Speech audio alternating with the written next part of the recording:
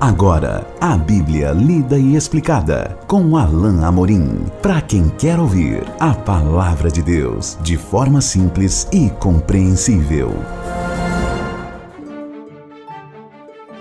Olá, querido ouvinte, querida ouvinte, estamos de volta com mais um programa, a Bíblia lida e explicada.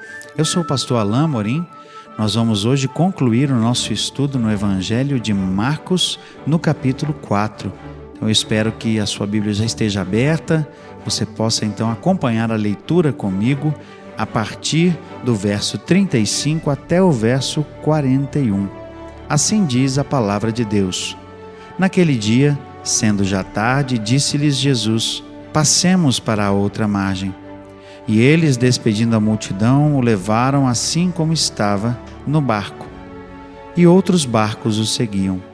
Ora, levantou-se grande temporal de vento, e as ondas se arremessavam contra o barco, de modo que o mesmo já estava a encher-se de água. E Jesus estava na popa, dormindo sobre o travesseiro. Eles o despertaram e disseram: Mestre, não te importa que pereçamos? E ele, despertando, repreendeu o vento e disse ao mar: acalma-te, emudece. O vento se aquietou e fez-se grande bonança. Então lhes disse: por que sois assim tímidos? Como é que não tendes fé? E eles, possuídos de grande temor, diziam uns aos outros: quem é esse que até o vento e o mar lhe obedecem? Essa história é extraordinária. Jesus, ao final do dia, o texto diz, sendo já tarde, certamente cansado de um dia de ensino, de algumas curas que, embora não mencionadas aqui por Marcos, certamente ocorreram, entra no barco com os discípulos, que recebem a ordem para passar para a outra margem do mar. Eles iriam para o outro lado, onde não era território de Israel. E no caminho, uma tempestade se forma.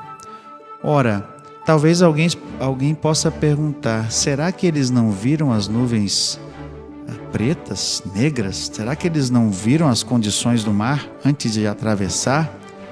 E foram à revelia da condição climática daquele momento? Será que eles não sabiam perceber que não era um momento adequado para a travessia?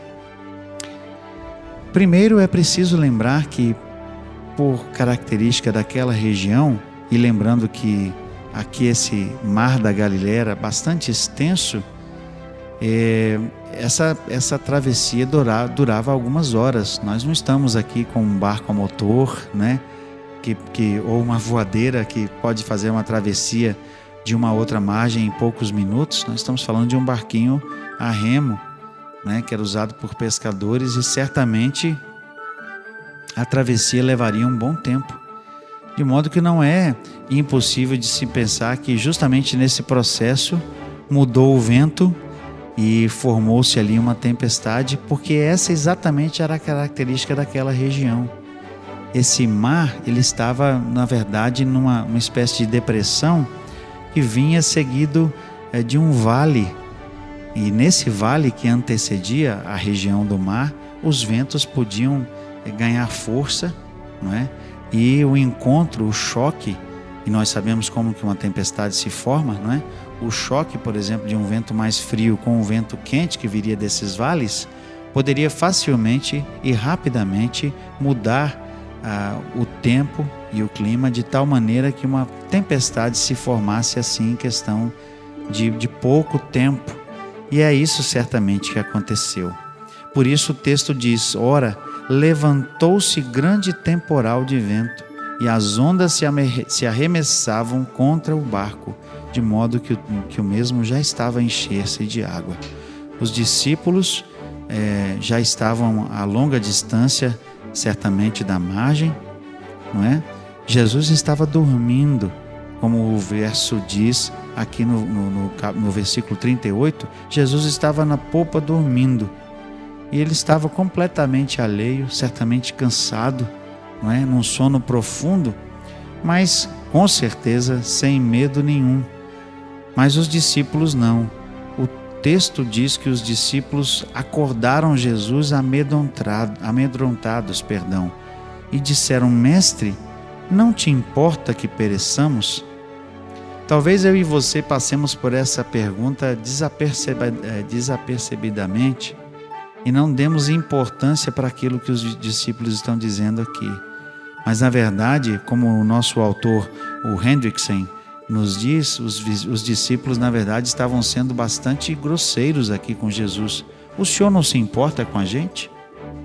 O Senhor não se importa com o que está acontecendo com a gente?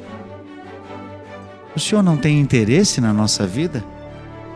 Parece ser esse o tom, talvez, misturado com o medo daquela pergunta que os discípulos trazem até Jesus. Eles o acordam de maneira repentina, não é?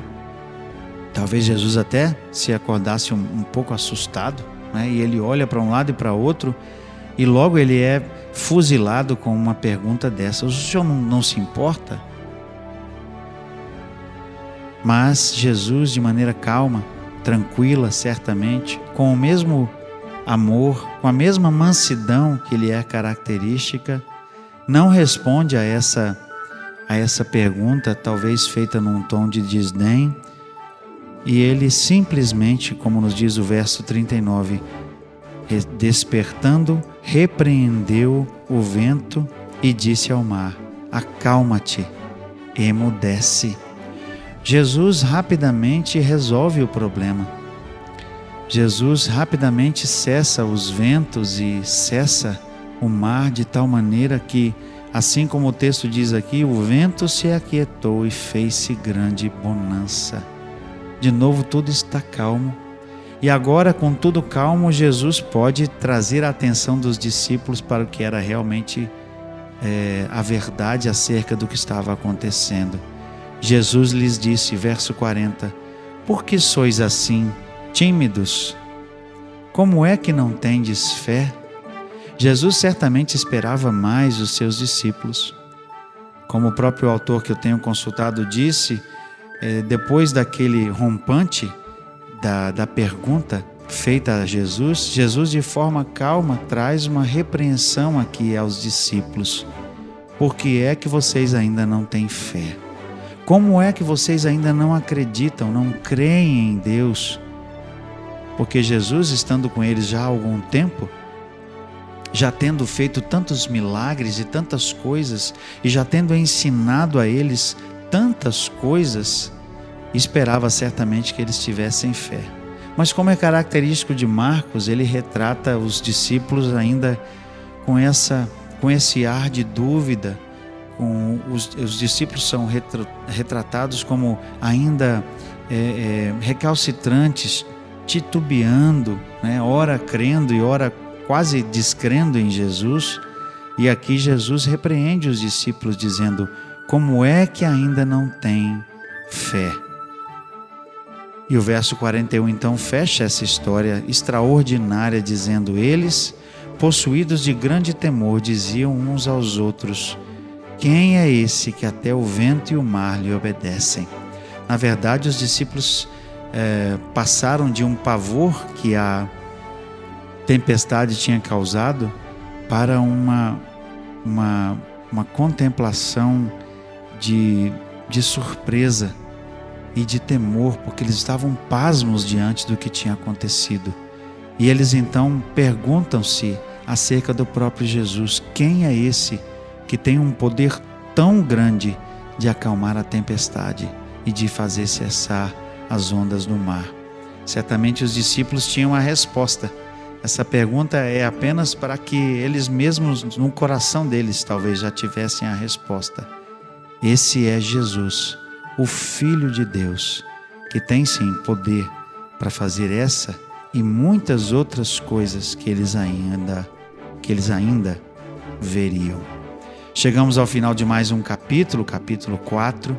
No nosso próximo encontro, veremos juntos o início do capítulo 5. Que até lá o Senhor guarde a sua vida e te abençoe. Acesse agora nossa plataforma e baixe os podcasts www.rede316.com.br. A Bíblia lida e explicada com Alain Amorim.